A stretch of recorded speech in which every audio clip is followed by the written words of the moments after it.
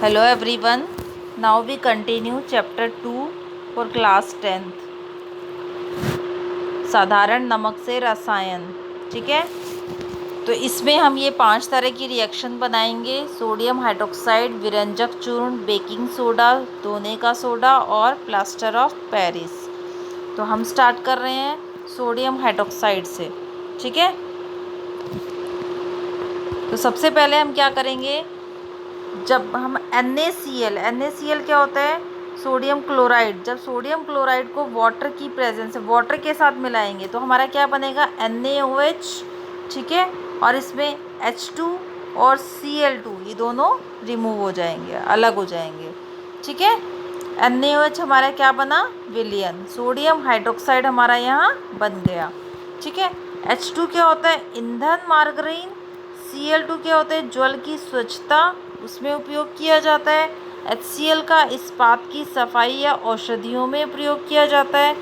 NaOH का उपयोग क्या किया जाता है, धातुओं से ग्रीस हटाने के लिए, साबुन बनाने के लिए या कागज़ बनाने के लिए NaOH का यूज़ किया जाता है। इसके बाद है विरंजक चूर्ण।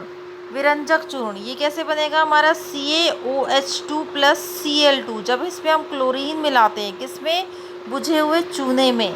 जब हम क्लोरीन मिलाते हैं तो हमारा क्या बनता है, विरंजक चूर्ण, और साथ में वाटर निकल जाता है। ठीक है, इसका उपयोग कहाँ किया जाता है, वस्त्र उद्योग में, सूती और लिनेन के विरंजक के लिए, या फिर कागज़ की फैक्ट्री में कागज़ के विरंजक के लिए, या रासायनिक उद्योगों में एक उपचायक के रूप में।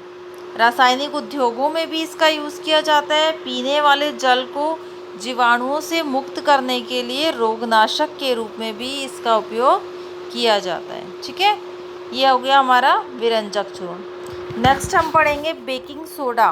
बेकिंग सोडा को कैसे बनाएंगे, इसको बनाने के लिए सबसे पहले NaCl वाटर के साथ मिलाएंगे, CO2 कार्बन डाइऑक्साइड और NH3। इन चारों को जब मिलाएंगे तो हमारा क्या बनेगा, NH4Cl और बेकिंग सोडा। जब इस बेकिंग सोडा को, ये क्या है, हमारा दुर्बल क्षारक है। इस बेकिंग सोडा को खाना पकाते समय गर्म करने पर इसमें क्या हो जाता है, Na2CO3 अलग हो जाता है, वाटर अलग हो जाता है और CO2 अलग हो जाता है। ठीक है, इसका उपयोग कहाँ किया जाता है बेकिंग सोडे का, बेकिंग सोडे का उपयोग हम करते हैं बेकिंग पाउडर बनाने में। ठीक है, बेकिंग सोडा और टार्टरिकम, जब इन दोनों को हम मिलाते हैं तो हमारा क्या बन जाता है, बेकिंग पाउडर। ठीक है, किसी भी चीज़ में खमीर उठाने के लिए, जैसे पाव बनाने के लिए, केक बनाने के लिए, खमीर उठाने के लिए, ताकि वो स्पंजी हो जाए, मुलायम हो जाए केक हमारा, उसके लिए हम क्या मिलाते हैं उसमें, बेकिंग पाउडर। यह एक एंटासिड भी है। ठीक है, इसका उपयोग सोडा अम्ल या अग्निशामन, आग को रोकने में भी इसका उपयोग किया जाता है, किसका, बेकिंग सोडा। ठीक है, इसके बाद हम पढ़ेंगे धोने का सोडा। इसका फॉर्मूला क्या है, Na2CO3 dot 10H2O, 10 molecules of water. Sodium carbonate के पुनः क्रिस्टलीकरण से धोने का सोडा प्राप्त होता है। जब हम इसको इसके क्या होता है, पुनः क्रिस्टलीकरण से क्या होगा, जब वाटर मॉलिक्यूल्स इसमें ऐड करेंगे तो क्या होगा, Na2CO3 डॉट 10H2O, ये हमारा बन जाएगा धोने का सोडा। ये कहाँ यूज़ होता है, इसका उपयोग कांच में, साबुन में या फिर कागज़ उद्योग में इसका उपयोग किया जाता है, किसका, धोने के सोडे का। इसका उपयोग बोरेक्स के उत्पादन में भी किया जाता है, घर की साफ सफाई में भी किया जाता है, और जल की स्थायी कठोरता को हटाने के लिए भी इसका उपयोग किया जाता है। इसके बाद है plaster of Paris. Plaster of Paris CaSO4 half H2O। ठीक है, 373 केल्विन पर गर्म करने पर यह जल के अणुओं को त्याग कर क्या बना लेता है, कैल्शियम सल्फेट हेमीहाइड्रेट। ठीक है, जिसको हम POP भी नाम देते हैं, प्लास्टर ऑफ पेरिस। तो ये हमारा क्या हुआ, जिप्सम। जब इसमें हम hemihydrate half molecule 1.5 molecules of water मिलाते हैं तो हमारा क्या बन जाता है, जिप्सम।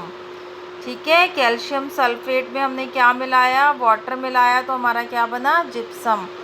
प्लास्टर ऑफ पेरिस का उपयोग डॉक्टर कहाँ करता है, टूटी हुई हड्डियों को जोड़ने में, ठीक है। खिलौने बनाने में भी इसका उपयोग किया जाता है, सजावट में भी इसका उपयोग किया जाता है, और किसी भी सतह को चिकना बनाने के लिए भी किसका उपयोग किया जाता है, प्लास्टर ऑफ पेरिस का। इसके बाद है क्रिस्टलन का जल। लवण के एक सूत्र इकाई में जल के निश्चित अणुओं की संख्या को हम क्या कहते हैं, क्रिस्टलन का जल। कि कितने जल के अणुओं की संख्या है उस लवण में, जैसे कि ये दिया हुआ है नीचे, कॉपर सल्फेट।